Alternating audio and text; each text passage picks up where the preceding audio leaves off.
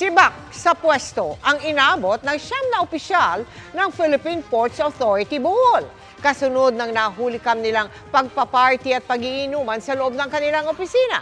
Ang isa sa kanila, acting port manager pa.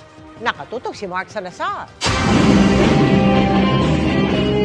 Birthday party ito ng acting port manager ng Philippine Ports Authority sa Bohol noong Miyerkules. Tila harmless na kantahan na may banda at inuman.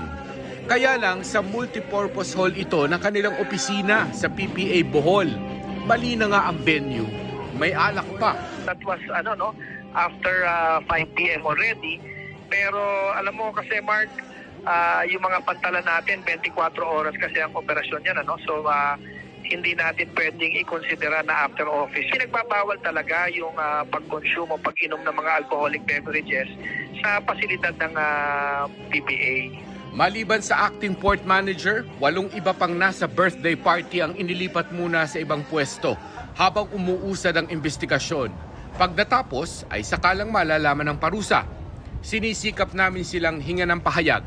Sabi naman ng Civil Service Commission, posibleng pasok ang paglabag sa conduct prejudicial to the best interest of the service at misconduct or abuse of authority na may parusang 6 months to 1 year suspension. Let us not use our respective positions. Porque po ako, kaya kong gawin, hindi po dapat ganyan. Side meaning, official transactions po. Paalala pa ng komisyon, mga simpleng selebrasyon lang ang pinapayagan sa mga opisina sa ilalim ng ilang kondisyon. Lunch break, tapos biglang kasi may nagdala ng birthday cake, kakain din sila.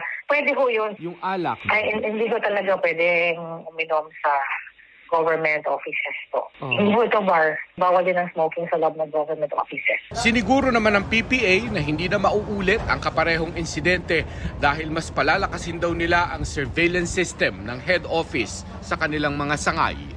Para sa GMA Integrated News, Mark Salazar, nakatutok 24 oras.